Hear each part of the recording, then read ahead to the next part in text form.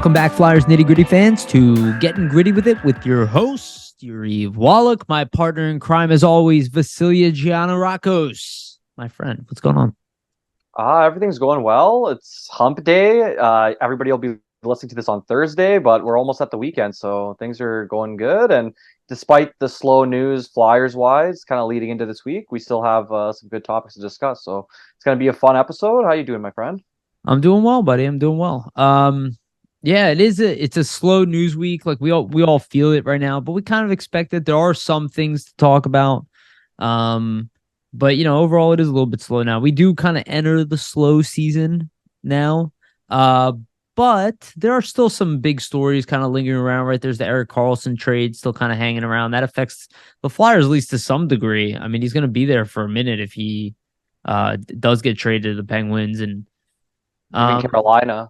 Yeah, or Carolina. It's just that he'll be in our division. It's another top player here, and our division's already very tough. Tarasenko, still not unsigned. Patrick Kane, still unsigned, even though Kane said he's going to wait a bit, probably into the season to pick his choice. So there's still some of the biggest names are still out there, which is crazy. I believe that if we were a playoff team, I think we could sign Patrick Kane. I think Philly is a place he would come to play. I can see it. Yeah. Not now, not in this situation. No way. No, it doesn't make any sense for him. It doesn't make sense for us. He's definitely going somewhere that can contend for sure. Yeah, of course, as he should. And Tarasenko as well. It's honestly surprising that Garrett Hathaway wasn't thinking that, but I mean, they paid him well. So yeah. I'm sure that's something to it. All right. Before we get started here, I just want to remind everybody, thank you again for listening. You guys have been so amazing as our audience has grown. Please like, subscribe, share, comment, hit the bell for reminders and notifications on when we do upload new episodes. If you're on the East Coast here, it's usually in the middle of the night. But again, anything you guys do for us, every comment, every thumbs up, or even thumbs down, any of that stuff, it is helpful to us. It does help grow our channel. And we're definitely shooting for the 1,000 subscribers. And if you guys haven't subscribed yet and you're listening regularly, please do. It would be awesome for us. So again, thank you, everybody. And a quick shout out to our sponsor, Jim Steaks on 4th and South. Not open yet, but very soon. I imagine probably the end of the summer. But I don't have a date on that. But Jim Steaks on 4th and South, when they reopen from their fire, go get an amazing cheesesteak. I'm sure it's going to be just as good as it's always been. All right, let's get into it. We got a bunch of topics to talk today. We'll talk about, some previous things that have happened here. We'll talk about Tony D. We'll talk about a little bit of Frost, a little bit of Gauthier, a little Michkov, a little Couturier, Atkinson, a little bit of Sanheim, Andrae, Tyson Foerster, Desnoyers, Zamula, Attard, and then we'll talk a little bit about Giroux, who made some nice history stats. We'll bring that up there at the end. So let's get right into it. This offseason has been so slow that we literally have just been putting down just topics to talk about because Vasilia and I, and we were just getting on this, like, we usually cut our talks prior to this to be like, all right, let's just get this going. We pretty much shoot the shit all year long on this. So what I do want to point out, and the first thing I wanted to think about is, we've talked about this rebuild and rebuild and rebuild. And there's definitely been signs of that, right?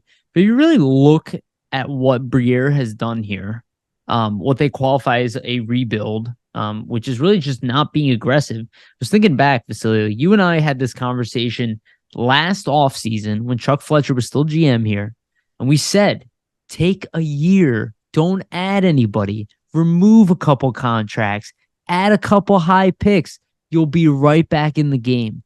And he ignored all of that, traded for Tony DeAngelo, right? He didn't do any of that. He didn't trade off any of the veterans. He kept us locked up into the cap hell, kept us in the mediocrity, didn't refuse to take that step back. And when I really look, and I saw, I'm on HF boards a lot, and I saw somebody wrote a topic like complaining about the rebuild, saying, Briere is not doing a good job, blah, blah, blah. And people were, mocking it a little bit. And he's making fun of it. Like, he's like, is this really a rebuild or a retool? And I was saying, like, this is all it is. Like, there aren't a ton of options for the Flyers to go here. This is just something that Chuck Fletcher really needed to do while he was in office and probably would have kept his job if he would at least made that direction, that decision, and been like, okay, we need to fix this. But he had no plan to fix it. And it really is simple. And I feel like I just feel it's really interesting. I believe Provorov is only gone because he wanted to go. Hayes and we'll talk about Tony DeAngelo. And now DeAngelo gone are the obvious because we know from the locker room situation. But Provorov was never benched. It's not like Tortorella was going to bench Provorov. He's still going to play him the most of all defensemen, most likely. So he wasn't like, get out of the room. It was really just him not wanting to be here for various reasons. But what do you think about that, Vasily? Like, don't you kind of see that it's like, this is like that retool. It's like, that's what I said. It's just a word. Like, you guys are just being sold a word when it's really, there's just a process of improvement and you have to go through it. Yeah, I agree. I mean, there's no really set definition on how you should rebuild or how you should set up your team or what moves that need to be made to kind of classify it. Okay, like we can point at this and say, oh, they made this move. Now it's definitely a rebuild. But I think definitely the transactions Briere has made are obviously pointing in that direction. Like nobody's going to remove their number one 26-minute-a-night defenseman if you're not looking to kind of restart things and kind of look to get a little bit younger. In terms of if Fletcher should have done this all last season, I mean, you guys can go back and listen. I think it's episodes just before the draft, but we kind of talk about how, next season should be a step back year. The Flyers need to put themselves in position so it becomes that. Fletcher did not ascribe to that. He kind of went in the opposite direction. And I mean, for his perspective, it makes sense because he's trying to keep his job, but it's kind of ironic because I think if he pivots towards the rebuild, and since the fans were kind of looking towards, I think it probably prolongs things. So it's like he almost shot himself in his own foot, essentially, with what he did.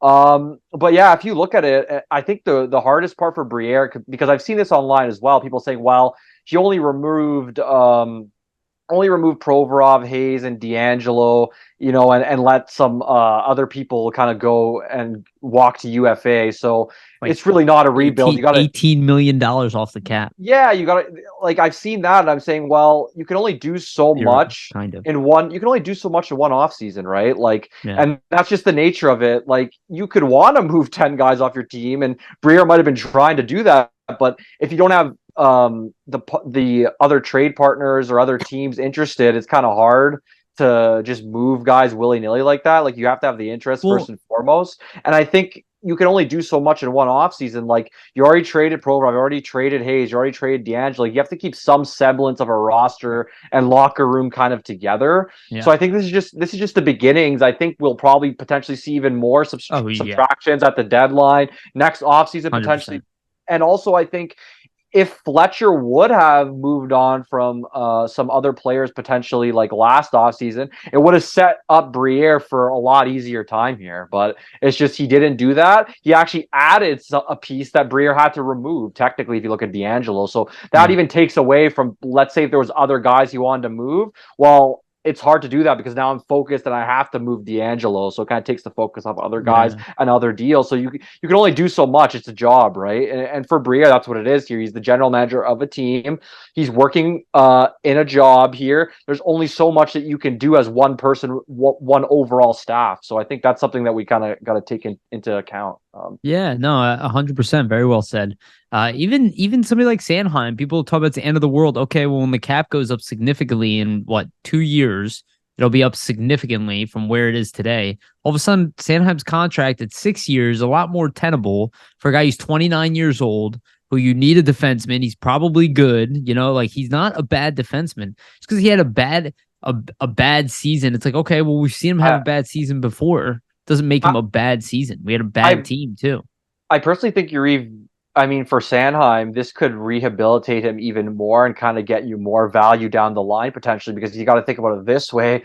I don't know who they're planning to use as their de facto number one defenseman. Like, it's obviously most likely going to be him. Like, he's going to get kind of the leash, and if he can run with it, I think they're going to give him a ton of minutes. So like, that could be extra PK time. He might have a chance to run the top power play if he shows that he's really clicking there. Like, obviously, I think York will get the shot first, but who knows, right? Like, if it doesn't work out, they're going to rotate guys in. We saw that last season. Yeah. So I think for Sanheim, it could be a great opportunity to potentially even, get his league value higher as the season goes along. And then if you're the Flyers, you have a player who raised their value, and then you could trade them even easier as the cap goes up.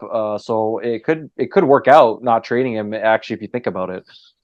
Yeah, I mean, look, it's still viable. I mean, nobody says that he's not going to want to trade out of here. I mean, if we're not competitive or he doesn't want to be here, or if it's not working out with the coach, even that no trade clause. I mean, I'm sure there are other teams that would want him still if he's willing to move. That he'll probably just have a list of teams Yeah. that he's willing to go to, and that'll be something that'll probably we'll have to discuss later. If he rehabs his game, we might not want to move him. Who knows? You know what I mean? We already lost Provorov. We have a very young defense. The only older guys we have won't be here long. I guess outside of Risto and having two guys here that are veterans with four kids is not the worst thing in the world. But we'll see how the team kind of evolves moving forward. I just find it really interesting that people are still buying this rebuild thing. It's like, okay, he got lucky on Michkov. If he took Leonard because Michkov was taken earlier, right? Then what was he not rebuilding? Yeah. I mean, he still has the same vision and the same Do idea, you right? see what I'm saying? Yeah, exactly. Yeah, like I get that he's more open to moving anybody than Fletcher, and I would imagine that should have always been the case. To be honest with you, I don't really think there should be like players you never would trade.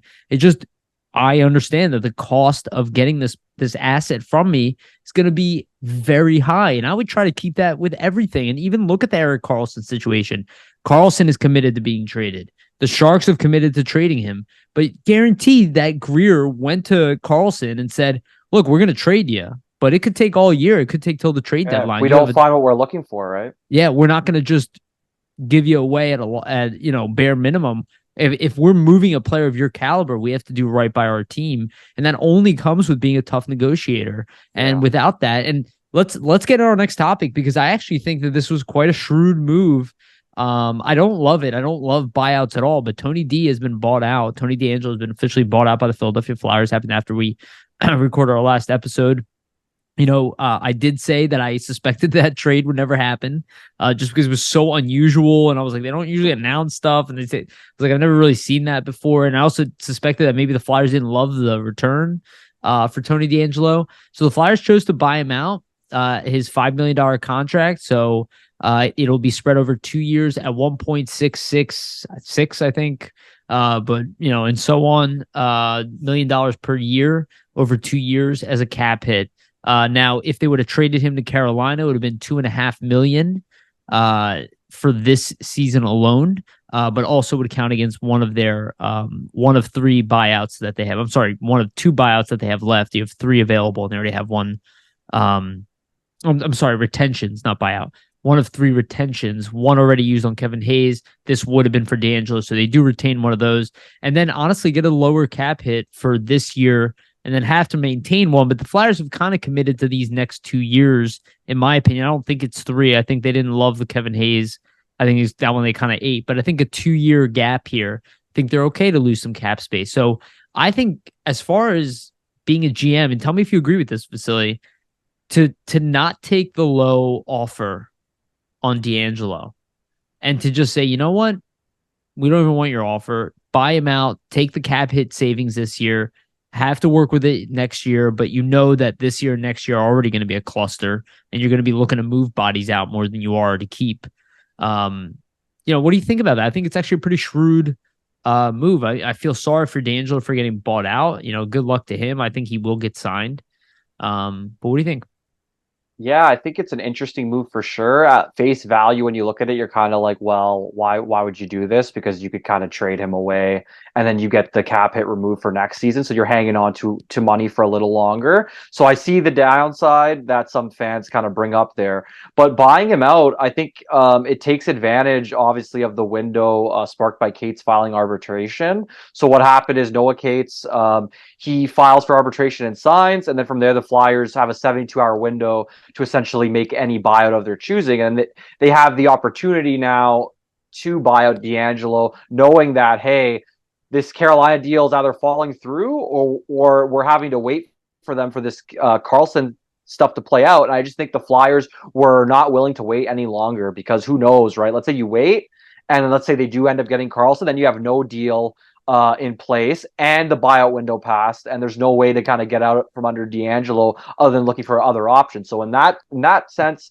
it's very smart because you make sure that you get the player out of your locker room. That's ultimately what they wanted here. And another thing too that you mentioned, Yariv, they still have 2 salary retention slots that are open for use now. And that I think is really important because if you're a rebuilding team, as the Flyers are, and I'm sure they're going to be looking to maximize any assets they could potentially get in trades moving ahead, right? So if you have those 2 slots open, you could potentially retain some money elsewhere in other deals and maximize some assets that you might receive in those deals. So I think Briere's just kind of doing this to keep his options open, obviously, and to get DeAngelo kind of out of the locker room, because I think at this point it's clear that they just didn't want him around any longer for whatever reason. I mean, we're not aware of those reasons, but it seems obvious that they just couldn't go into next season with him and Tortorella kind of being in the same vicinity, same locker room. And another thing too that we're kind of I don't think is being mentioned a lot about this is it really opens up a roster spot for another young D-man, because you already signed Mark Stahl, you have Mete in there potentially.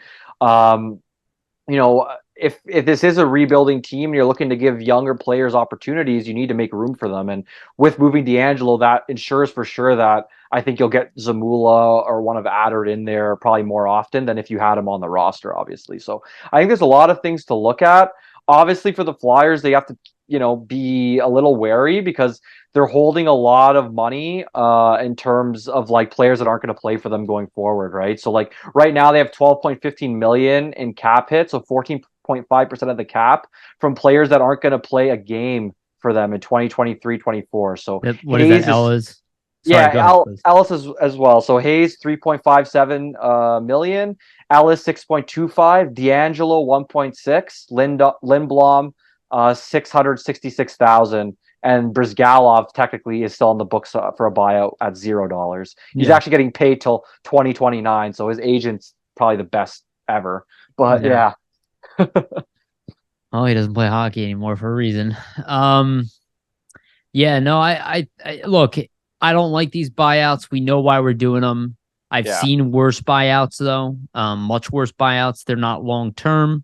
They're not a big cap hit, and they're not like the years that this will hurt us. We know we're not going to be jumping up again. Like our goal is not to be spending till the cap. Yeah. Our goal is going to still be to remove contracts this year, for sure, throughout the year, and most likely next year.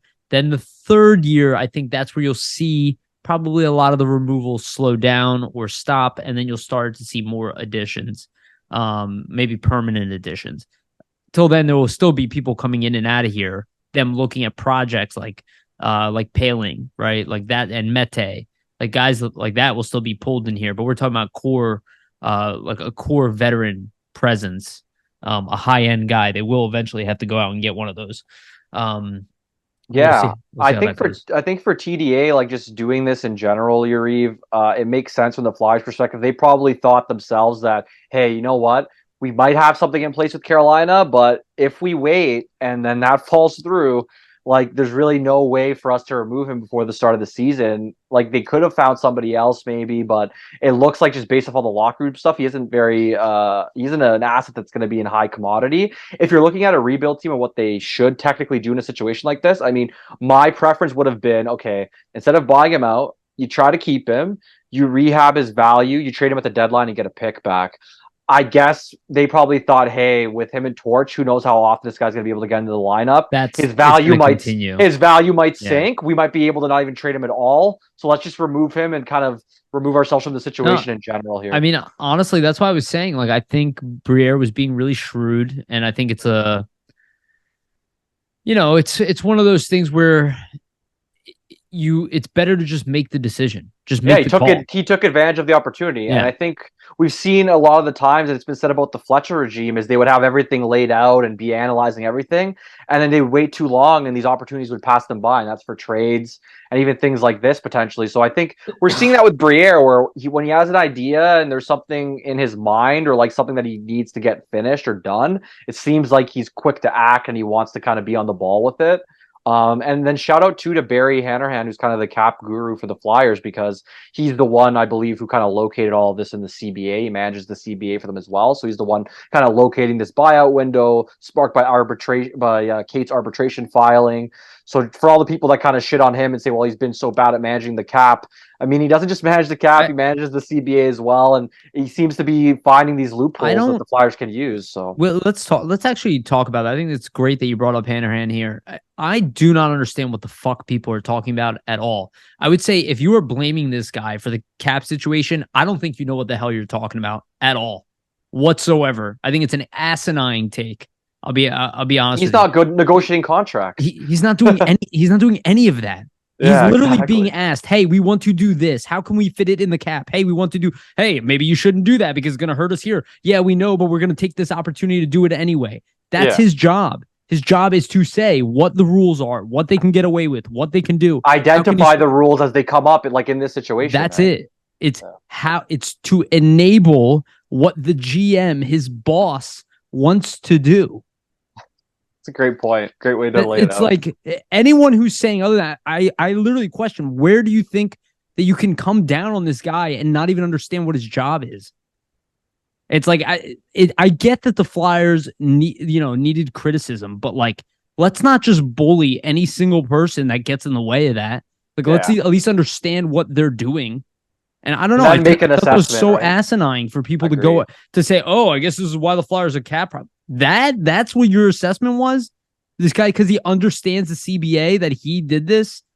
You don't think he warned them about the things that they're doing? They know there's a trade-off to almost everything you did. They know that there's a trade-off. Hey, it's a 2-year buyout. Yep. It's for 2 years. Before they were going to hold on to his cap for 1 year. Now they have to hold on to it for 2. And they don't think next year, the following year, they're immediately going to suck. That's just you guys thinking that. They don't know that. They want to see how this team is going to play now, and they will react to them as such throughout the year. And that's what this is. So let's move on to the next thing. So since we're talking about signings, one of which we're still waiting on, and this is a big one. This is one of the big 3, I would say, for the Flyers this offseason. Not to put down Attard and Lixell, but York is locked up, Cates are locked up. These are NHL regulars. And then the big guy, Morgan Frost, the guy with the fantastic second half of the year, is taking a little bit longer. I'm a little surprised about this, but not really when you look at how complicated his contract would be, because his first half is so different than his second half, that his second half is fantastic. And that's what Frost is arguing. He's like, hey, look, over this stretch, I was a point per game pace in the NHL. And they're like, yeah, but you didn't do it for the beginning of the year. And they realistically probably want term on Frost, as long as it's at a low cap hit, but he probably doesn't want to do that. So now they're probably, I doubt Frost wants a 1-year deal, and he definitely doesn't want less than Noah Cates, even though realistically that's probably what he's going to get. So like my thought is I'm still sticking with the 2 years, $2 million. Maybe because it's taking a little more time, maybe it will be just under Noah Cates, but I imagine he's going to want something comparable to Cates. Yeah, definitely. I mean, I could see it. What Cates was signed for 2.6, correct?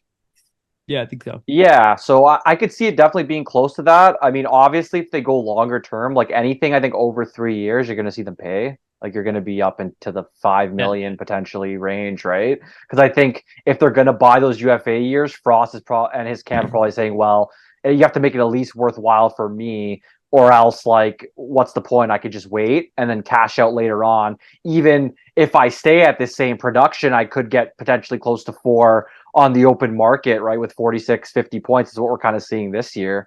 So it's totally a possibility for him in the future. So I think for his camp, like we're kind of saying, with the cap going up, it doesn't really make a lot of sense for them to go long term. But it all depends on what the Flyers present. I mean, I think what we can note here, though, is moving DeAngelo and actually having those savings, not paying 2.5 million and 1.6.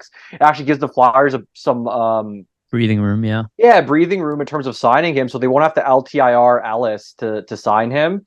So that's obviously a good thing. So you could probably sign him and then essentially go into the rest of the offseason just like ready for opening night versus placing Ellis on LTIR. So that DeAngelo move helps them out there.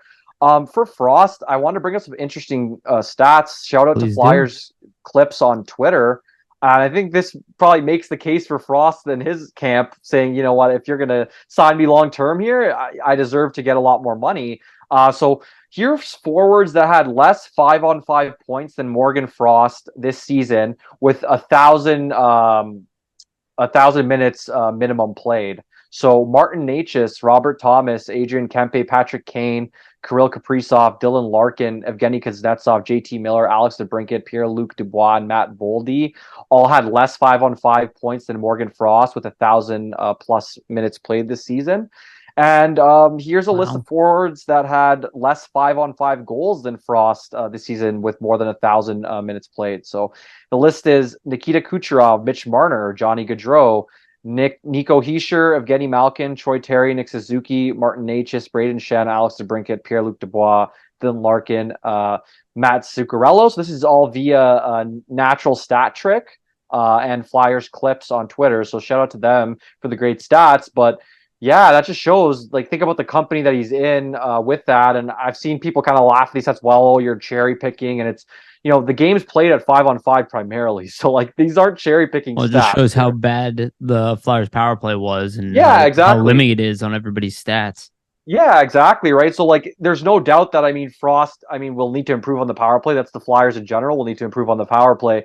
But I think if you look back at Junior and his PP production in the AHL, it's always been pretty good. I could argue that up until, like, the last 3 months of the season, he wasn't really getting a shot on the power play. When they kind of put the young guys there together, like him and Tippett and Cates, you saw it improve a little bit, and even with Foerster for his little stint. So I think there's a chance for Frost to improve there. I just think what those stats kind of show is that, we might be in territory here where this guy's going to be a 70, 80 point guy. So maybe paying that extra money would be worth it for the Flyers. I think they should really try to go long term. I just don't know if he's going to be one to take that, right? Because just look at what the cap going up. What do you think based off the stats here, you? Yeah, I think the Flyers would be skeptical. I think they would look at those stats and be like, yeah, they're great, but they would be skeptical that he can do it consistently. Yeah, more consistent. I don't know how I feel about it personally, but I just think they'd want to take advantage of him. Just because he's a young player, he's an RFA, and you would try to just get him for cheap. Maybe they even offered him a 1-year deal at really low money, and maybe that's what started this all, you know? And maybe they offered him a $1 million 1-year deal or something, you know what I mean? Which he's worth more than that. But, you know, we know Nolan Patrick. I was mocked for this, but, you know, I was talking about Nolan Patrick needed a marginal increase in salary. Flyers didn't want to give him that, and he ended up getting that from Vegas. I don't know if Frost is really going to, I don't know how much is going to come down to the wire. I don't expect it to be that big of a deal. I can't see them giving him a long-term deal. I just can't see him accepting it. Yeah, I just think from his perspective. Players. Yeah. And also I can't see the Flyers be willing to offer, because even if they give him, let's say give him $5 million a year, right? I don't think he'll take that, to be honest. No, I think he would. But the problem is, well, what if he's only a 40-point player? It's risk on your end. And he's skinny. And I'm not saying he is. I don't believe he is. But it's just a risk. And I just think the Flyers will be happy to pay anybody who solidifies that position. So if he is undoubtedly a top 6 forward by the end of next year, I think they'll be like, all right, we'll pay him now. They just want to see it happen. I don't think they want to take a shot on the unknown with so many years being tied in, which makes when sense they're not even good. Yeah, you know, when they know they're not going to be highly competitive for the next 2 years. Realistically, there's no rush really. There's no rush really from their perspective to do a long-term deal. Obviously, for them, I think it's just the cap savings in the long run. But you make a great point that, like, what's the rush to just say, "Hey, prove it to us, then we'll do it," because it's not like they're going to be in cap hell. They're going to be slowly kind of relinquishing and getting even more money off the books here in the next 2 years. So and again, I'm not saying that the Flyers are going to do this at all, but let's just say the Flyers get the top pick in the draft, and let's say it's Celebrini, even though I don't even know he's going to be the number 1 pick in the draft. Who fucking knows?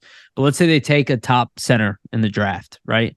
And then they know they have this top center, Gauthier. They still have Couturier, assuming we'll talk about that. They have Desnoyers for the bottom 6 role or middle 6 role. And then middle 6 role, and then you have Noah Cates for middle 6 role. You might be even looking at that center position. Yeah, and Lawton, who can I think he's still could be traded by trade deadline. But then you look at somebody like Frost, and if he's locked up on a 2-year deal on a very reasonable contract, maybe he is a 60-point player in the league, right? Potentially even a 70-point player in the league. And the Flyers are just like, well, Celebrini's going to be here next year. He's going to be a 70-point player, 80-point player his first year.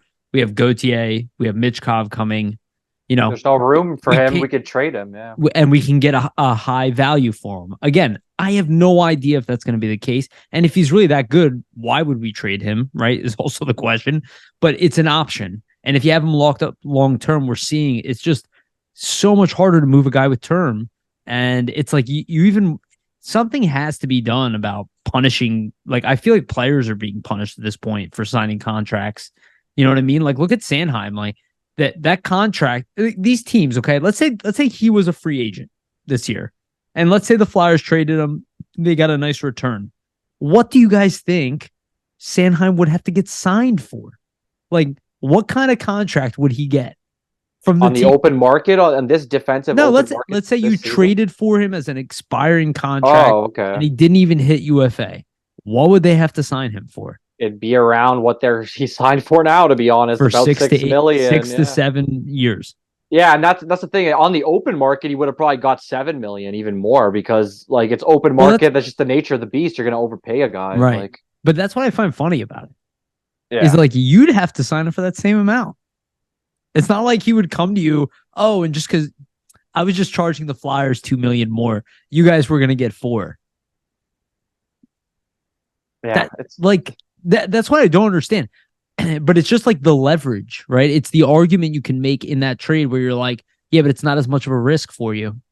Yeah. You didn't sign the contract, right? So you're not taking a big contract. And I think that's what it's all about. And I think, again, if everyone is available, then I would assume that would be the case until you solidify yourself as an unmovable piece.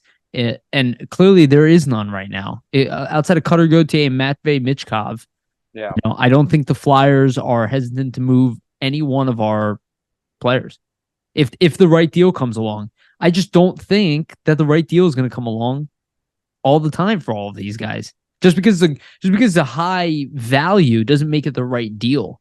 You know what I mean?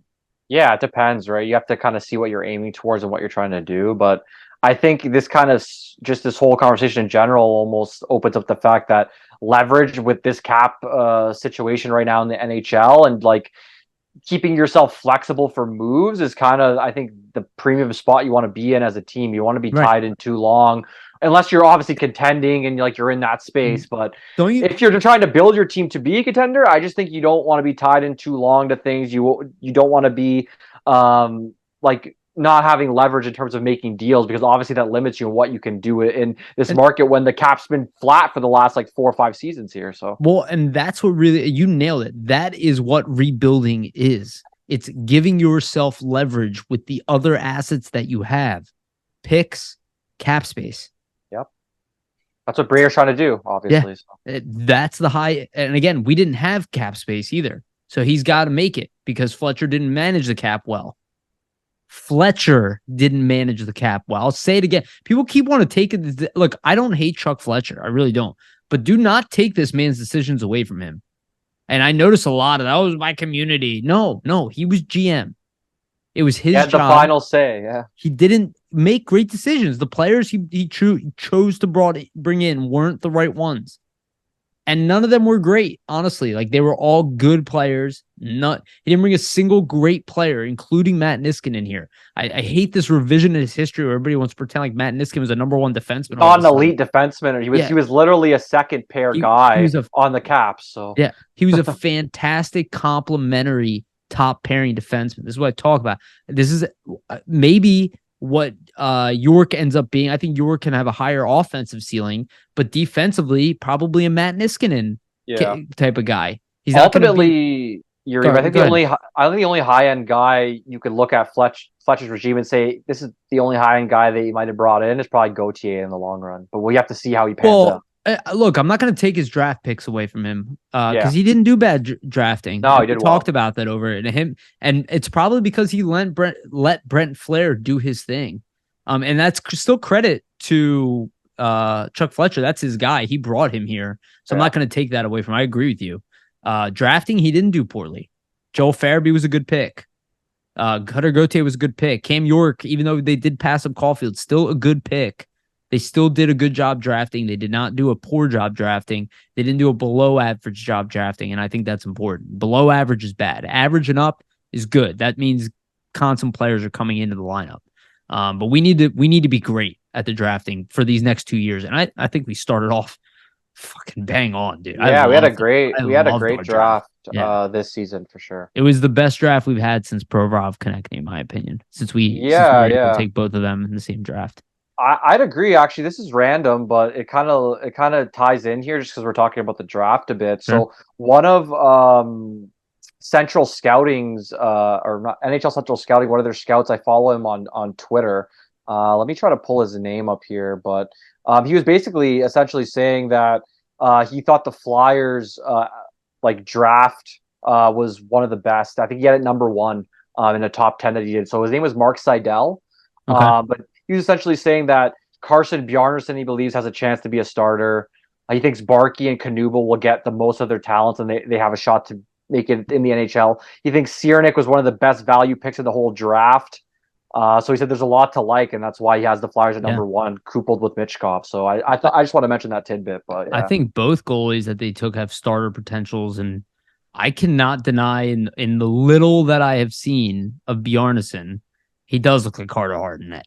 I mean, we said it the last time. Jason Martinez said it on the live broadcast. It's not surprising. He's a Canadian goalie, and a lot of the times in Hockey Canada, the way they bring their the way they bring goalies up is they'll have you, okay, let's model your technique after someone in the game right now. Yeah. Like usually it was Carey. Who did Hart model himself after? Carey Price. He looks a lot like Carey Price. Now who's this kid modeling him after Hart? So I mean, the goalie coaches are picking it out. Okay, like we want to model you after this guy. Doesn't mean we have to do everything exactly like he's doing it, but we want you to have the same like efficiencies as he does, kind of work the net in the same way. So you have a base to kind of build your game upon, which makes sense. You'd want to do it with guys that are actually in the league, right? Yeah, absolutely. All right, we mentioned them a little bit. Let's get right into them. Let's get into our two top prospects here. We'll start off with Cutter Gauthier, and I'll leave it to you to read out the statistics there. But just a little Cutter Gauthier appreciation, just because the kid is killing it, and there's just some stuff going on around on Twitter about him. Some interesting stats. I'll let you read it out, but some comparables for his under 20. Yeah, so shout out to Big Head Hockey. They do a great job. They put up some awesome stats. So if you're not following them, give them a follow. You'll see all these stats without having to listen to me talk about them here. But so for every U20 player to put up as many points as Cutter Gauthier at the World Championship in the last decade. So this is a list of that.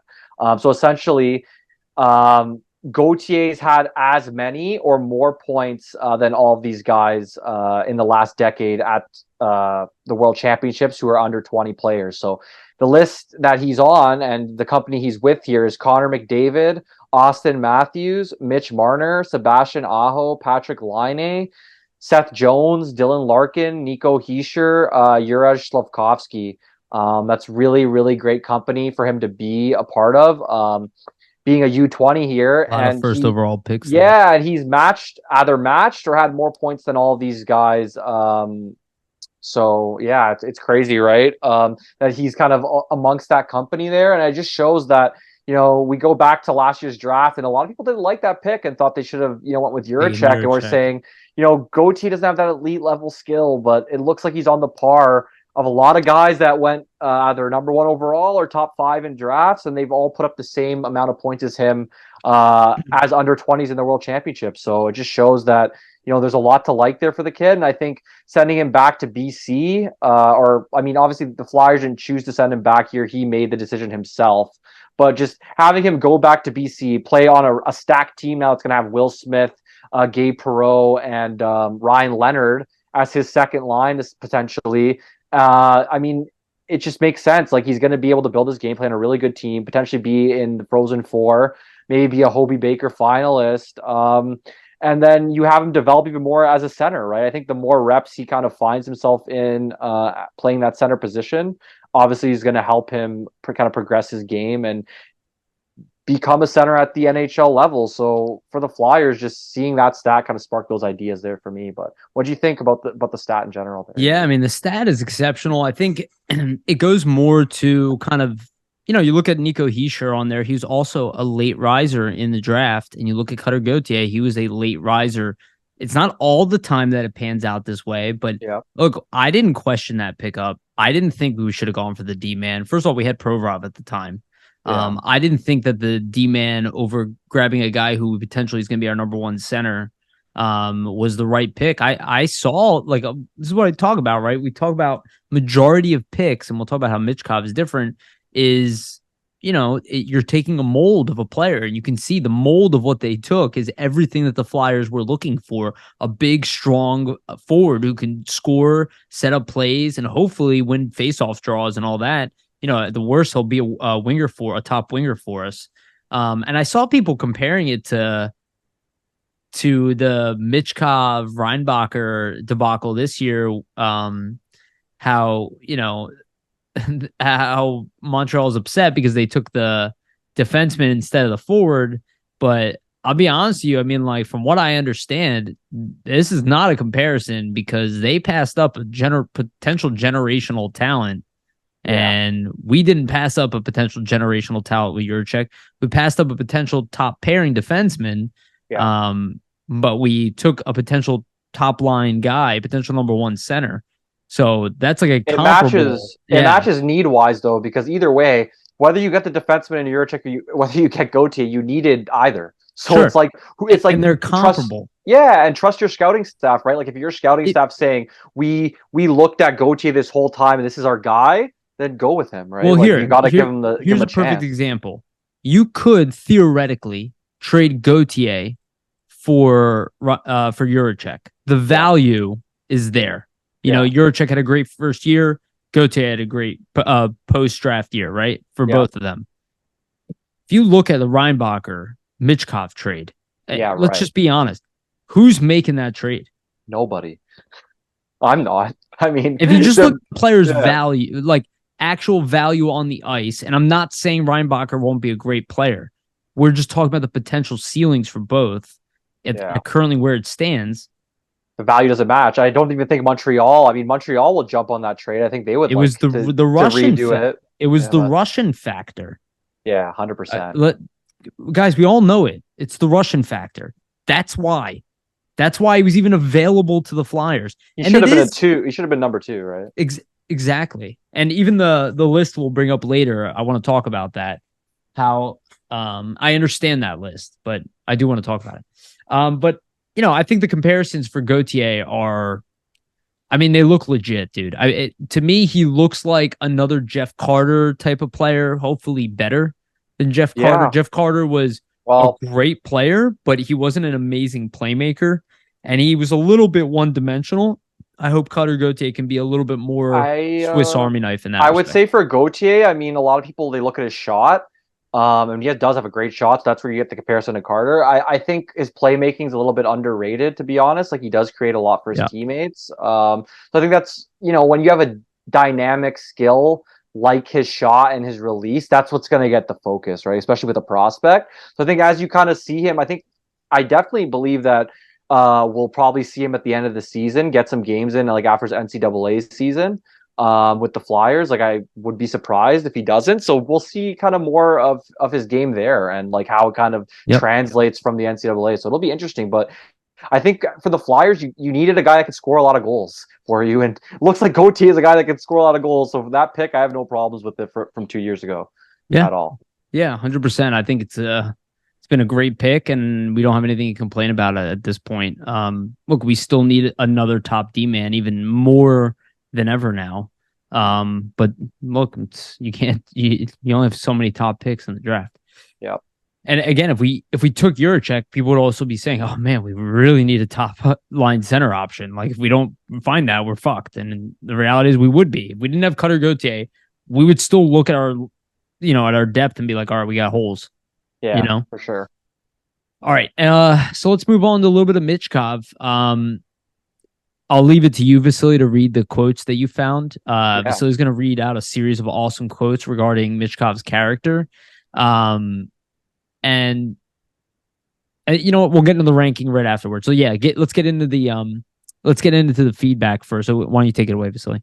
Yeah, sure. So basically, these are a bunch of different quotes. Shout out to Alexander Appleyard. He provided these on Twitter. I believe they're translations from Google here. So, like, please just be mindful that it might not make the most sense as we read them out. But Well, and just to add, you can hear it when they'll say some like high praise and then be like, "Oh, he's good." It's like you can just see the word selection is not probably not accurate to the yeah, tone of but what you they're. get the gist. You get the gist of it Yes, essentially. So that's yeah, why we for wanted to sure. bring it up because it's kind of unfortunate that you have an 18-year-old kid get slandered essentially when all he's trying to do is play hockey and realize his dreams. But And it was gonna most happen. Yeah, yeah, and most of these people don't even know him personally, so the fact that you're going to say this, like especially media and stuff like that, or like Montreal media and just like news reports of this stuff, like who really knows? You know what I mean? So that I kind of want to read this out because these are direct quotes from people that actually know Matvey and play with him and have played with him for the past year, so they obviously would have a better insight into what his character really is. So let's start off. This is Sergei Svetlov, Michkov's ex-head coach at Sochi. He's a Russian Hall of Fame player. So he says, if we discard the non-hockey aspects, Matvey's place in the draft was first or second overall. With all due respect to Michkov's competitors in the draft, including Bedard, I'm not at all sure that any of them would have maintained the same level playing almost 20 minutes a night in the KHL. From what I saw, Bedard feels comfortable in the open hockey of the CHL, but the KHL is a different style that is more complex and conservative with strong defense. Matvey has such natural talent and is the quality of the elite. Of the hockey players of the last 5 or 6 generations, Sergei Samsonov immediately pops up in my memory as most comparable to Michkov. It also makes sense to look at Panarin and Tarasenko. Both are also so similar in style. Here's Dmitry Kokarev, Michkov's head coach at Sochi to finish last season. My impressions of him are positive. Matvey is a young, very promising player with good skating IQ, stick handling, and vision. It was a pleasure for me as a coach to work with him. We discussed some nuances with him, but in general, he's on the right track. If he keeps improving, he will grow into a very good hockey player. Here's another quote from Kirill Safronov, ex-NHL defenseman, ex-Scott St. Petersburg defenseman. Michkov is a very high-level player. I watched him when he was playing with the first team in Scott, and it was great. With great pleasure, I watched his game in Sochi. A player of his level with proper development can strengthen any NHL club. And then here's some more here. So Dmitry Simashev, the 6th overall pick to Arizona, he had some thoughts. Matvey is a very good guy. We just recently vacationed together in Tunisia, and in childhood we actually studied in the same class. He's a very cool person. He always supported me and helped me. Michkov is a fantastic player. They are born once in a generation. Here's a quote from Roman Kantsov, 44th overall pick drafted by the Blackhawks in this past draft. I was a little jealous of him playing in the KHL. Michkov is a beast, a gifted guy. Here's head coach of the national U20, U18, U17 team for Russia. His name is Vladimir Pusechev. In my opinion, we have not had a player with such potential for quite a long time. For several years, it is clear that he still needs to develop. I have no doubt that Michkov was potentially the best player in the draft, along with the Canadian Bedard. Here's another quote from Igor Nikitin, KHL head coach, ex-Russian national team assistant coach. He said about Michkov that he's an extraordinary hockey player. This is unambiguous, and there's no need to be an expert to see that. There are very few such players. They are born once in a generation. I just hope he realizes his potential. But yeah, so I just hope he realizes his potential. I don't know Michkov as well as many players, but let's just let Matvey realize what the Lord gave him. So there's that weird translation coming in there. Yeah. And then there's the last quote here that I have from Valery Belov. He's an ex-KHL coach saying, the strengths of Michkov, his feeling for how to score a goal is invaluable. You cannot train it. It comes naturally. You can only develop and improve it. The more I watch his performances, the more often I remember the first seasons of Alex Ovechkin in Dynamo Moscow. Ovechkin also had this quality as an elite sniper talent. Yes, of course, Alexander plays more athletic-based power hockey, and his shot is the best in the world of sports. But this sniper's instinct is also visible in Michkov. And then I had one final quote here. This is shout out to Hockey News Hub. So this was from forward Donat Stalnov.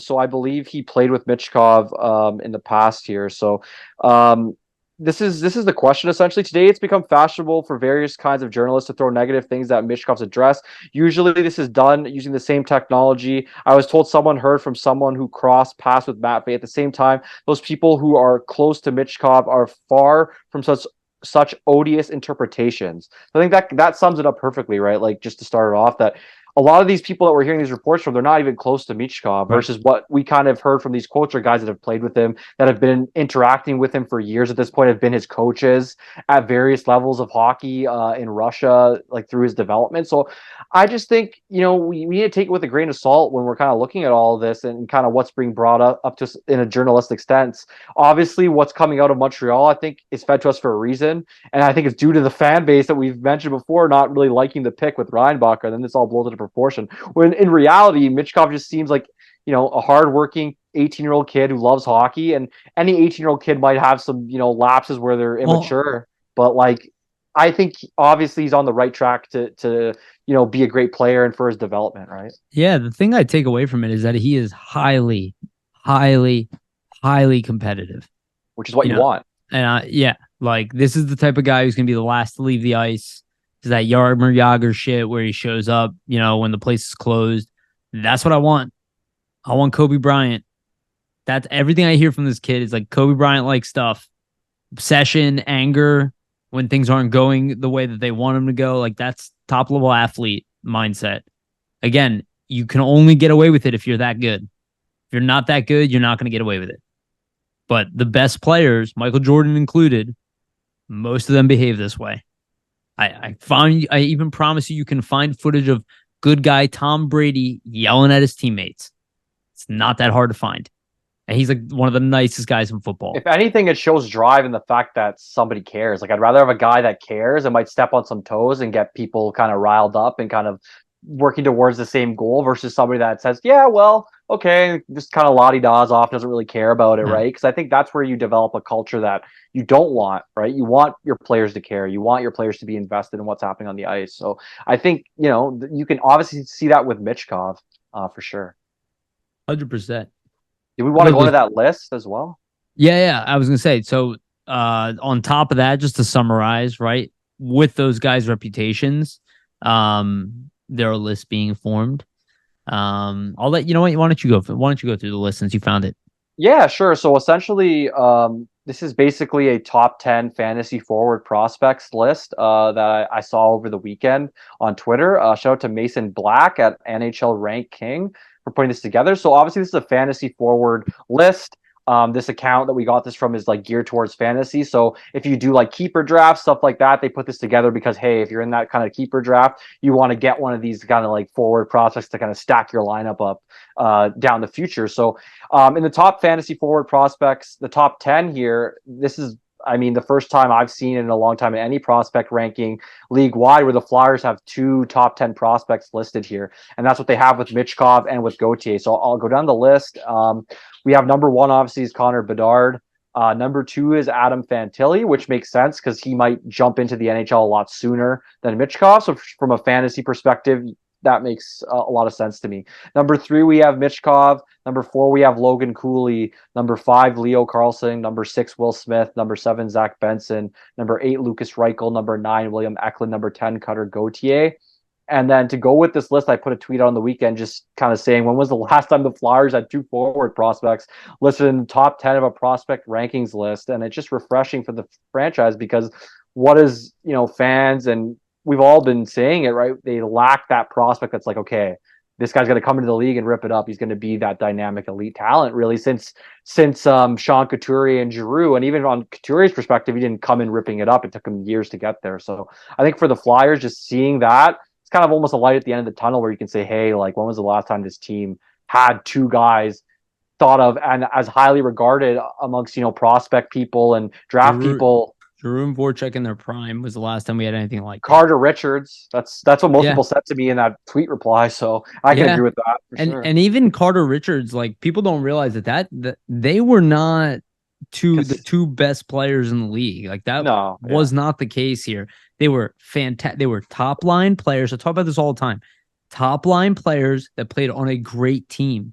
Who had great supporting cast. Yeah, that's why you didn't see their numbers explode on their own, again, their numbers went down after the Flyers, actually. They didn't go up. Yeah, You know, Richards never hit the peak he did again point wise after the right. Flyers. They were, like I said, they were top line players that played huge roles on a very, very good team, a very deep team, one that had Danny Briere on the third line. He would Which easily is be a top crazy. line player on this team.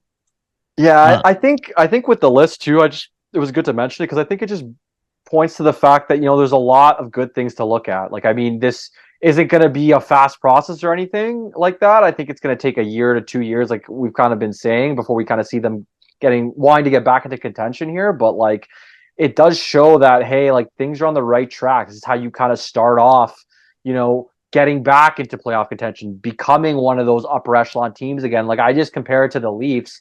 Think about it when they had Phaneuf and Kessel, they got rid of them. They drafted, Marner and Matthews, and that really set them up for the yeah. next several seasons. And this is kind of similar to that, I would say, right? You have two young guys that look like they're going to be really, really good, and once you kind of introduce them into the fold here, it kind of takes you to a different level, right? So, Yeah. And it looks like they're going to add another one too, potentially this year if which they is crazy. end up at the bottom of the league, which they kind of set themselves up for. Yeah. So if they can add another top 3 pick or something, top 5 pick, I think that should be enough to really, like you said, to start off that rebuild. Well, that's 3 seasons straight, Yuri, where you'd be picking in the bottom 10 here, Yeah. right? And that's, I mean, if you're looking at that, most teams that do that, they usually take those picks and then end up parlaying it into really good players who can make an impact. So, Yeah, assuming they make the right picks, but yeah. So far so good. Knock on wood.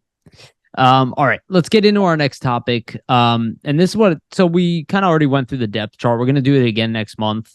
But I did want to talk about the readiness of Coots and Atkinson. They're kind of sitting out there. I know Atkinson is that one's a little bit more of a question mark. Couturier, from what I understand, is going to be playing in some games, some men's games, this off season.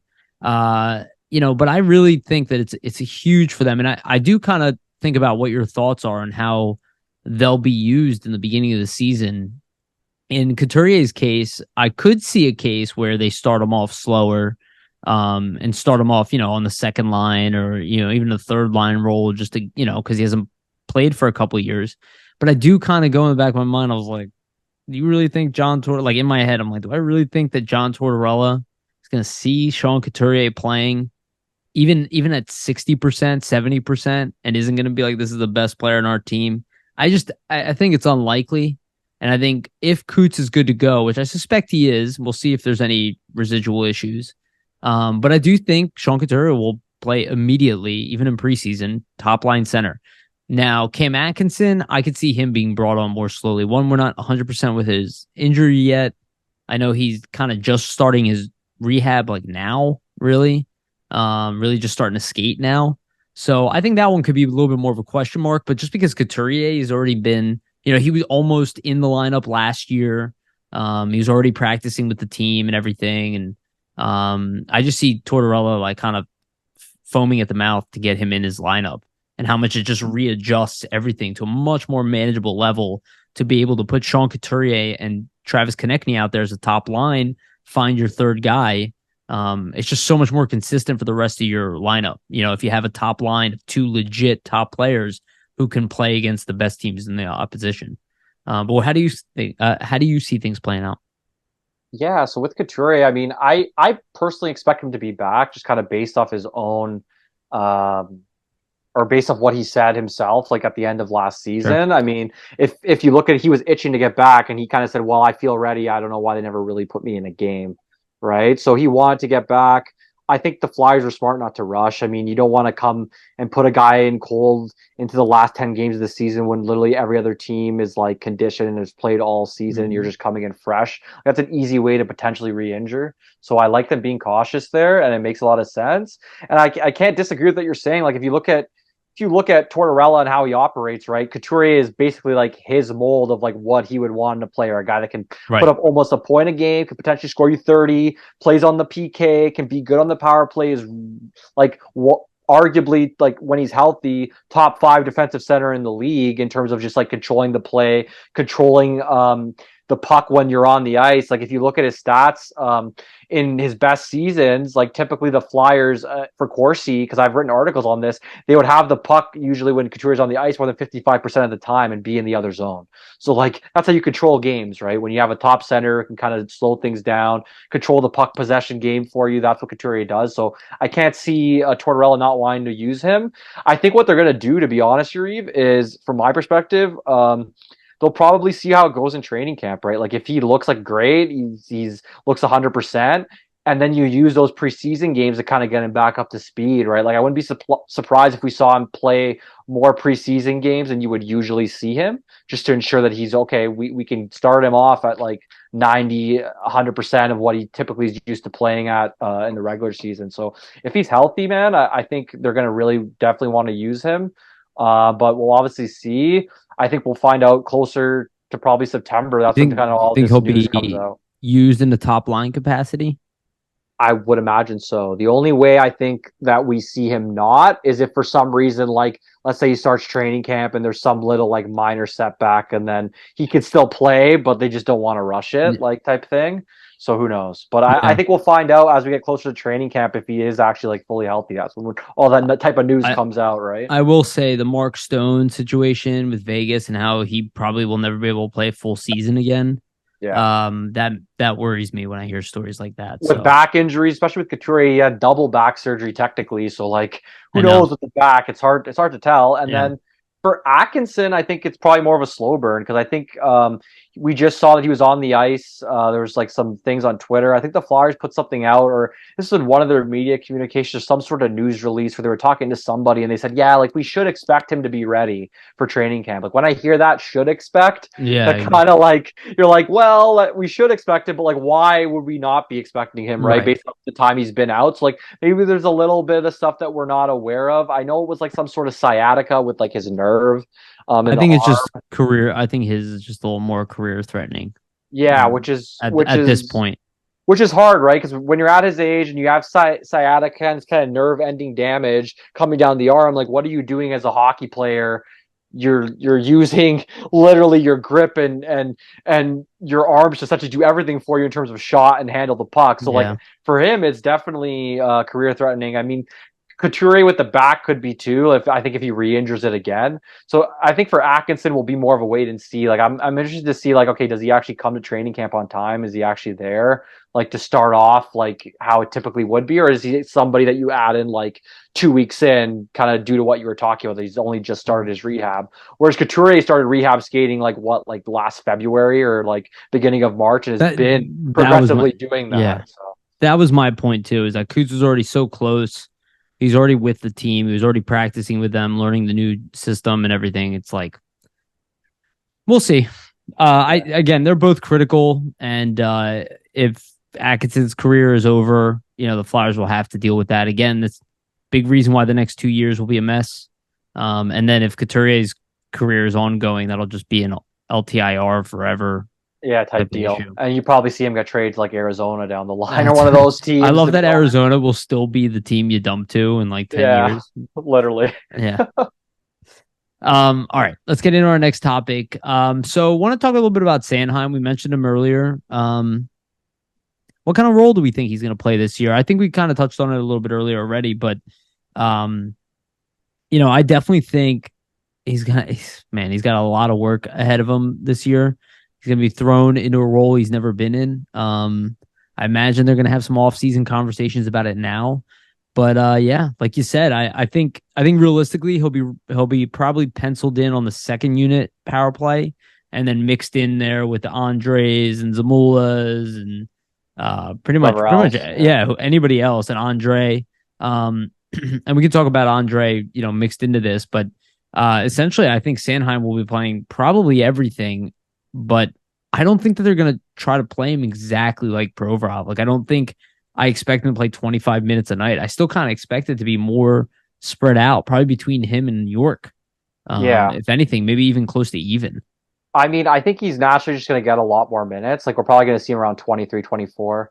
I don't know if he's going to hit like 26, 27. Sometimes Provorov would play 28 minutes, 30 minutes a night. Like, I don't know if we'll ever get that just because like he's not really your relied upon, okay, defense first guy when I'm matching up my defense pair against like the team's top line. Like you arguably would say, like in the past, okay, I'm not picking Sanheim to do that role, right? Like it's usually not his game. He usually is that guy you want to shelter a little bit, give him more offensive starts than D zone starts, have him kind of join the rush, use his skating speed and creativity. That's his game. That's where he shines the most. So I'm kind of interested because they don't really have a choice, right? Like it's either you're going to put like some of your younger guys or third pair guys into those defensive type roles, or you're going to put Sanheim and York there. So I think like they're basically forced. Like you remove Provorov, your team automatically becomes worse. Like, and that's something they haven't addressed with this offseason. So like someone's going to take the minutes. I mean, they're probably going to give more defensive zone stuff to Risto because I think they're more comfortable with him. Risto, Walker, Stahl. Yeah, in those positions, but like Risto's got to be paired with somebody, and it's likely going to be Sanheim to start, I would imagine. So like naturally, Sanheim gets lumped into those matchups as well, unless you're kind of matching. I actually think otherwise. I think what they're going to try to do, is going to do Sanheim Stahl.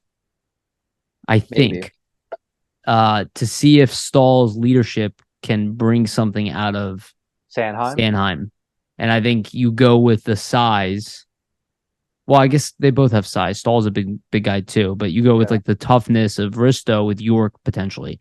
I don't know, but I was kind of feeling that out. If they are going to throw a top pairing out there, naturally, I think it would be Sanheim Risto. Yeah, I think you're right with that. I just can see them trying to use Stahl as a mentor, like a 1A, 1B, where you don't really have any like first pair. It's kind of just like 2 second pairs. How basically. Do we? I mean, we don't. Even with Sanheim Risto, you don't have a first pair. That would just be the de facto if you were gonna like say, okay, let's create our 2 best defensemen together, and this is who we throw out against everyone. That's who it would probably be. I guess we do want to throw the caveat in that York potentially could be better than all of our defensemen next year. Yeah, I just don't want to put that out on there. Him as a 22-year-old. Yeah. Because like he's so young, and when you put a guy of that age into all these situations, you see how it can be a negative. Flaws come out. Yeah, you could see it could end up in them regressing a bit. Like look at Provorov; he had some of his best seasons. He got put in these situations, and then some of his seasons afterwards weren't the best because there was a lot of on his shoulders. So you want to do that to a young guy. I mean, Sanheim's interesting. I think it honestly depends how he plays. Like I think Torch knows he has no. Like I don't think we're ever going to see him get benched this year unless something blows up in the locker room, like how it was last year where he sat down. Like I would be surprised if you see him get scratched at all. I think they're just forced to use him at this point. And like, if he plays well, I think they're going to feed him the minutes, man. Like if he plays well, I think we'll see him get the most minutes he's ever gotten probably in his career. I think too, if you look at it from Sanheim's perspective, this could be a wake up call for him because, if he really wants to stay in Philly, he really wants to be a part of this going forward. All the stuff that might have happened this past offseason, it could be a chip on his shoulder to say, hey, you guys don't want me around. Well, I'm going to show you why you do. So who knows? Yeah, I agree because he might want to stay. Beyond that, again, I still believe there are options to trade him if he wants to go. Yeah. And I think he would be open to it. Probably not now, but if things don't work out, if we get the Sanheim from 2 years ago, I think he'll be all right in the pair. I don't think it'll be much of an issue. But again, Provorov has been by far the best defenseman here that we've had over the years, all of Sanheim's time here. So, and again, Bonk's not going to be ready for a little bit, and we don't really have a better option right now. So Sanheim's got to be it. But I believe in Sanheim. He had top pairing potential at one point, and maybe they can turn it around. He's not going to lose his job. No. Yeah. You know what I mean? You're not going to lose realistically, he's not going to get benched a bunch. You know what I mean?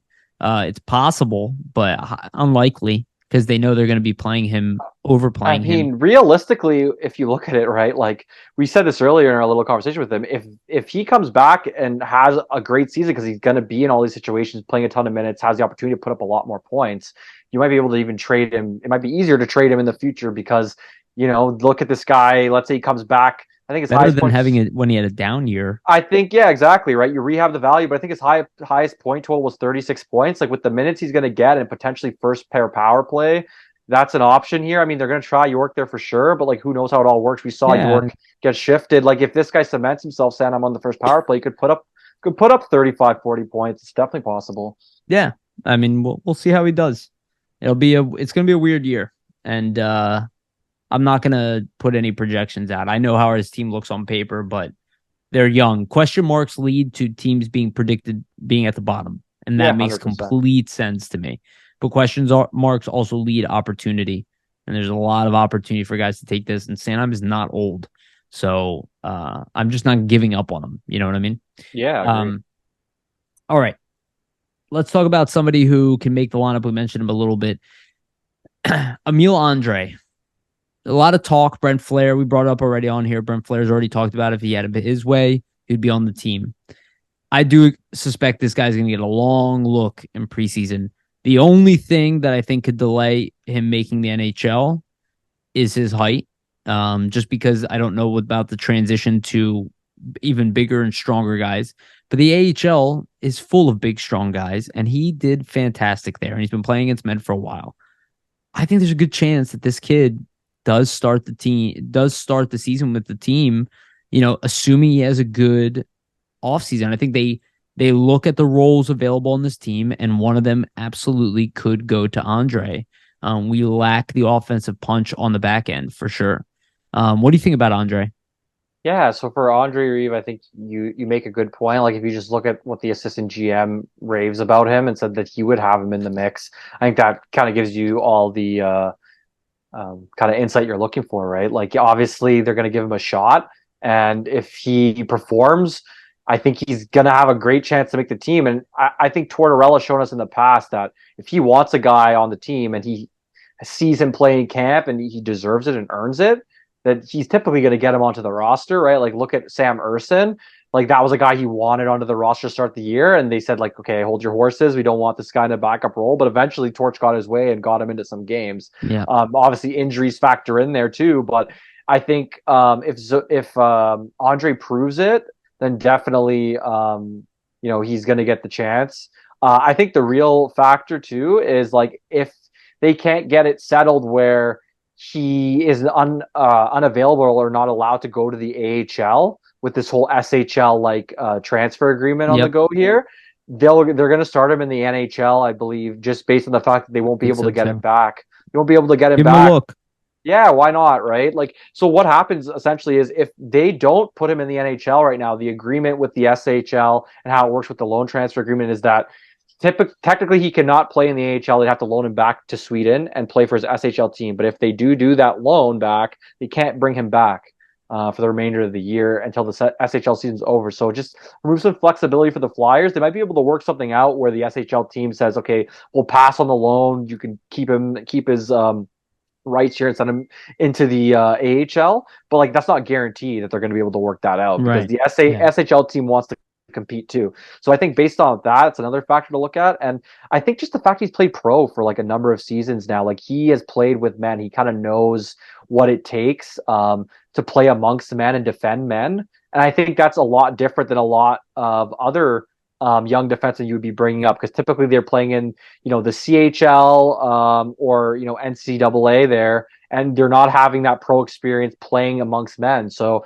I think that gives him an inside track. And I mean, if you look at how he played in the development game, that's no indicator that he's going to make the team because you're playing against a bunch of prospects. But he looked really good. I think it's all just about what happens in camp. If Torts likes him, I think there's a good chance that he makes the team. And he seems like a Torts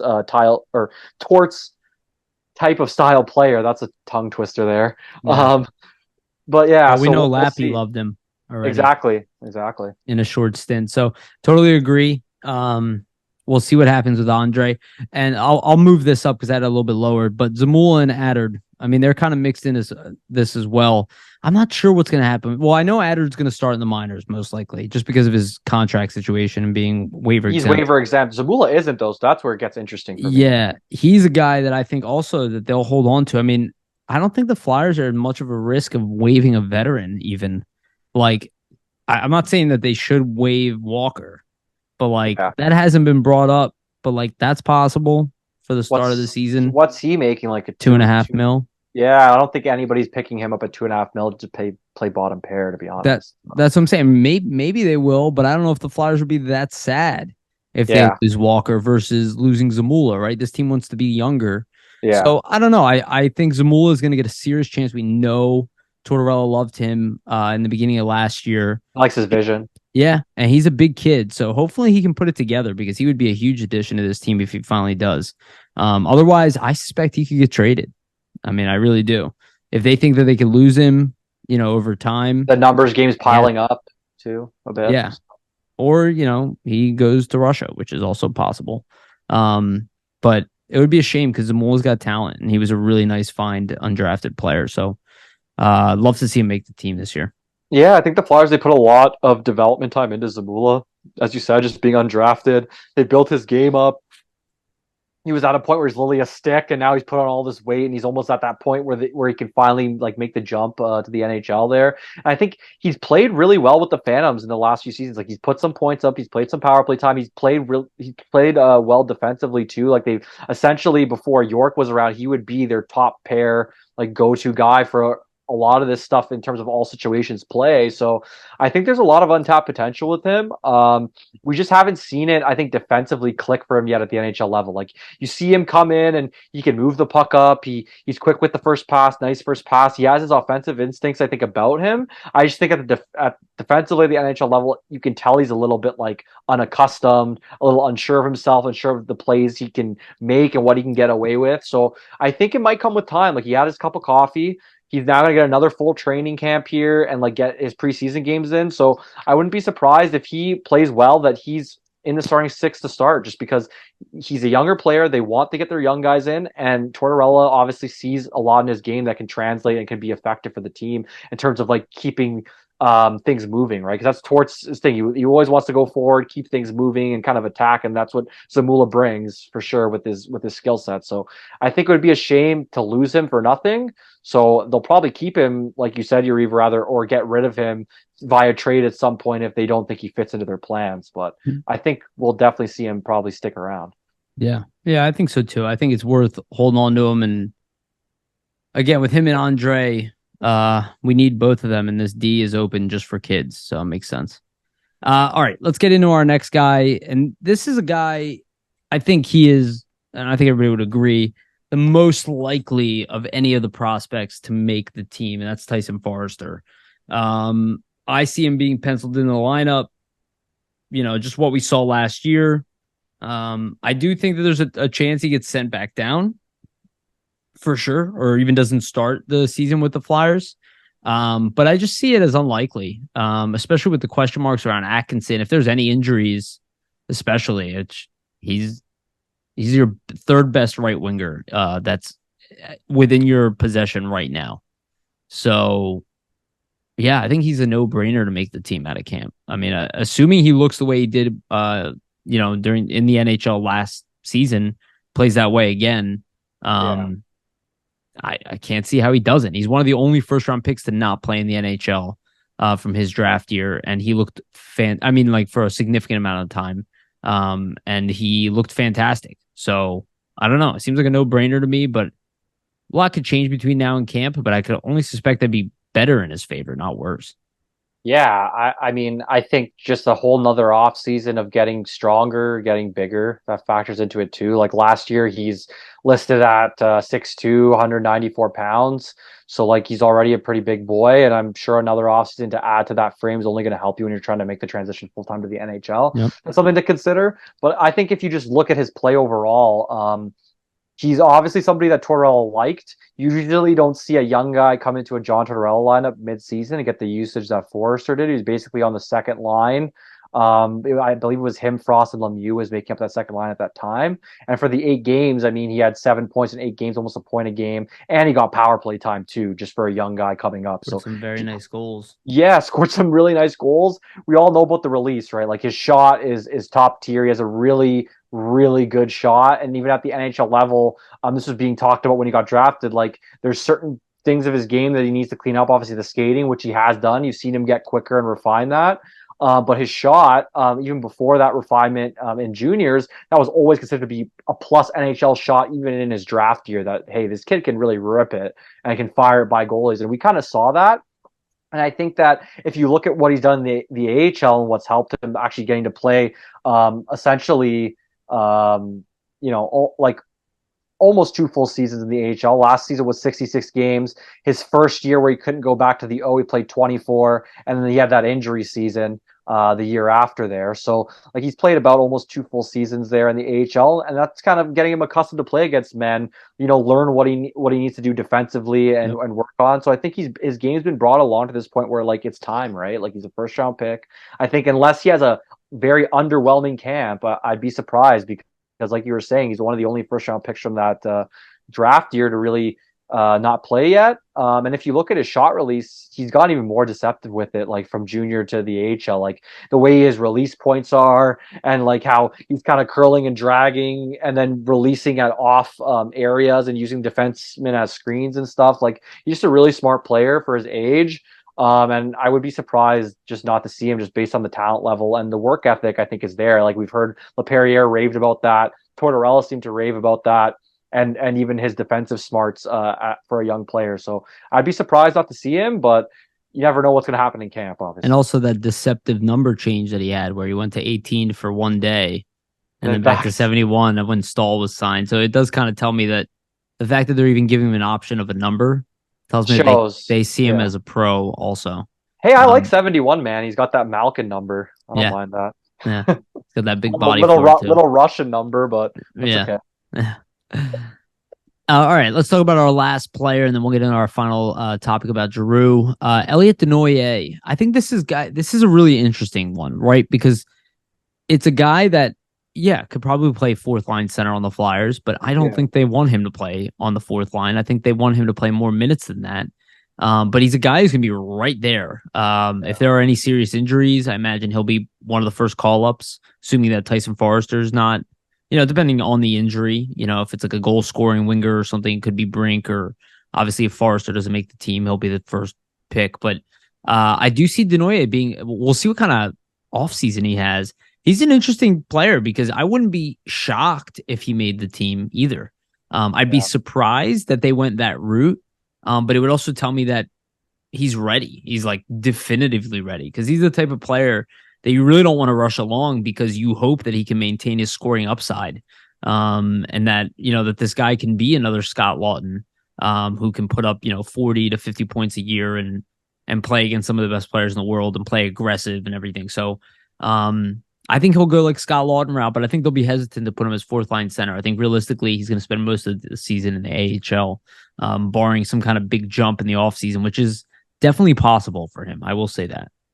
Yeah, I mean, he's made a lot of jumps before. Like, I think nobody really expected him, at least when the Flyers drafted him initially in the 2020 draft, to have like such a huge season after in the next season, the QMJHL. Like, for example, right, like in 37 games, he had 49 points in the Q in 2020. Then from there, he went and had 88 points. So he almost doubled up his points just in the next year. So it shows that like he's a player where year to year, he's been improving a lot. And I think in the AHL, it really shows because he, I believe at a point I think he led the AHL team in goal scoring this season, and was tied for the points lead or close to that for majority of the season. He had 44 points in 65 games in the AHL and was essentially playing not a top line role, but in certain nights he would be used in that role. They had a Anisimov there as well, but like they would use him on the PK all situations. So I think for him and his development, you're right. Like I don't know if you want to put him on the fourth line. That's where he would have to play here. I don't think you can really slot him in the third line based on the depth that you're looking at on the team right now and kind of how it all plays out. Just if you look at how we laid it out on the depth chart last week, they are going to likely have like it's going to be Couturier, Cates, Frost, Laughton, like those guys are all going to be ahead of him there. Paling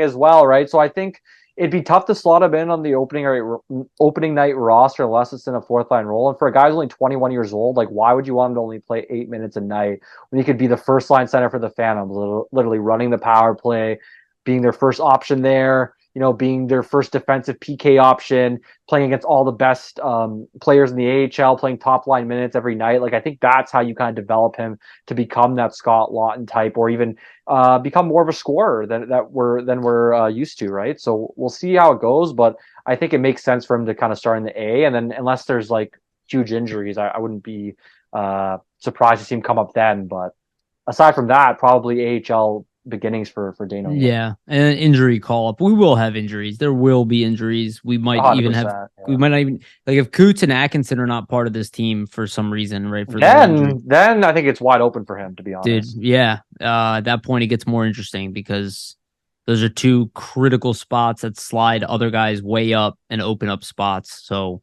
Yeah, I think for him and a lot Brink, could change then. if Coots and Atkinson are out, I think him and Brink come into the conversation even more.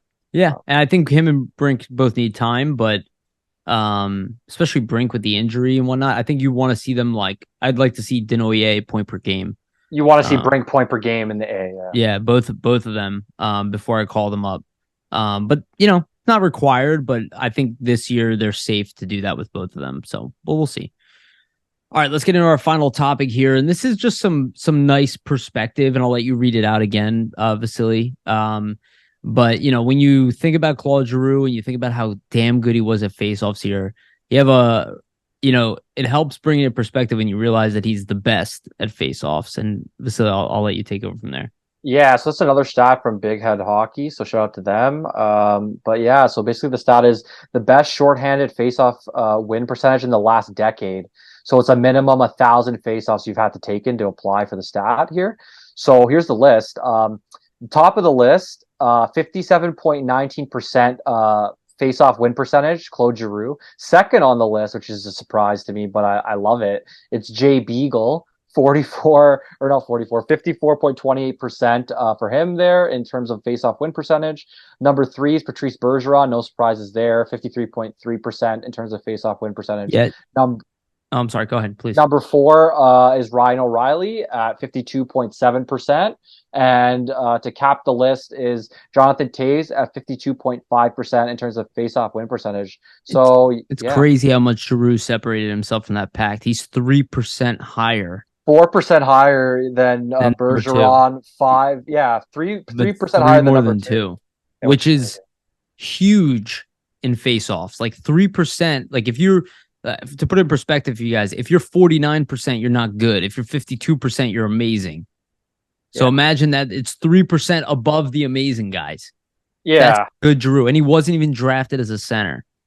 It's nuts. It's a nuts stats to think about. But basically it just sums up that he's the most consistent face-off taker in hockey for the last 10 years, and you can't argue it, right? Because it's fucking awesome. When you have 57% face-off win percentage versus the guy that's considered to be the best defensive forward, maybe like almost ever, compared to like Jean Beliveau, if you want to go back like all the way down the line and stuff like that, or even Bobby Clark, all those types of guys. But like Bergeron's considered in that upper echelon of like, okay, he's one of the best defensive players to ever play, and he only had a 53.3% win percentage, and you have Giroux at 4% higher, 57%. It just kind of puts some perspective into, hey, like crazy. Giroux, I think, was always one of the best defensive players too. I just think he never got the recognition for it, to be honest with you. But I thought he was always pretty good defensively. And shout out to Jay Beagle, man, because like he was never like a scorer or anything like that. But that's like specialist, man. He was always really good on the Caps in those fourth lines. And like one of my best friends, the Caps diehard, and he would always say to me, man, like nobody beats Jay Beagle on those faceoffs. And just seeing this stat here, Giroux does. Yeah, I know, but just seeing this stat here is hilarious to me because, like, you have all these guys that are, like, superstar players. You have Giroux, you have Bergeron, you have O'Reilly, you have Toews, and you have fucking Jay Beagle mixed in there. So shout out to Beegs, man. He's killing it. He's killing it on the face. I mean, phenomenal fourth-line player. He was really great. I mean, he was crucial for the Caps in their cup wins on the fourth line for them. So. And I think that's what the Flyers are hoping they can get a little bit of that in Ryan Poehling here. And it does make me think about Noah Cates and we're converting a winger into a center position. And, that's his biggest thing to improve this offseason is to come in and become a 50% faceoff guy. Hey, everybody's always crying for, we don't want these senior advisors and Bobby Clark around the team. Well, I want Bobby Clark on the ice teaching Noah Cates how to take faceoffs. Because Sean Couturier is going to be doing that, and he's not too far behind Claude Giroux. I don't know what his stats are.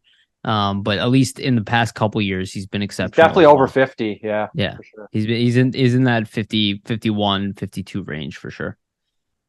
All right. That's another show for us. Anything you want to leave our audience with, my friend? Not much, but we're just going to keep coming with the episodes throughout the summer and keep you updated on the Flyers news and anything that's newsworthy. Flyers wise, it's going to be up on Flyers Nitty Gritty in a jiffy. So keep Nice. keep supporting us, and we're going to keep churning the content out for you all here. So we Yeah. appreciate it. And I assume that there will be a little bit more news here. Again, we'll be doing this all through the offseason. We do not stop. Even when it gets slow and a little bit more boring with the Flyers, we'll still be here talking about them.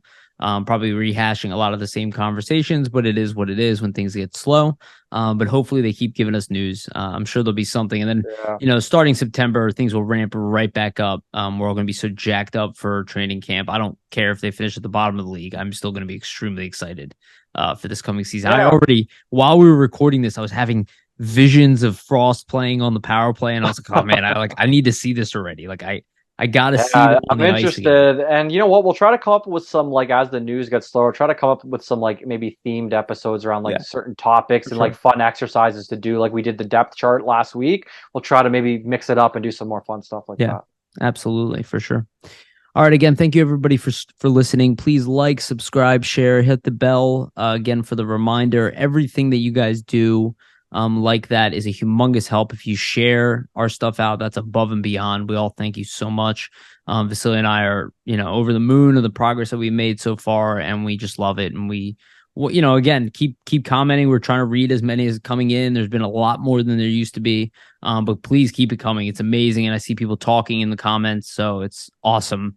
We're gonna try to get bigger guests and stuff. It's been a little hard with the Flyers, and there's been so much attention on them. To getting stuff has just been a pain in the butts, but definitely working on it still. Hopefully we can get some good guests, some new guests on here, and some return. We're already going to have some returning guests, but we'll definitely have some new guests pretty soon also.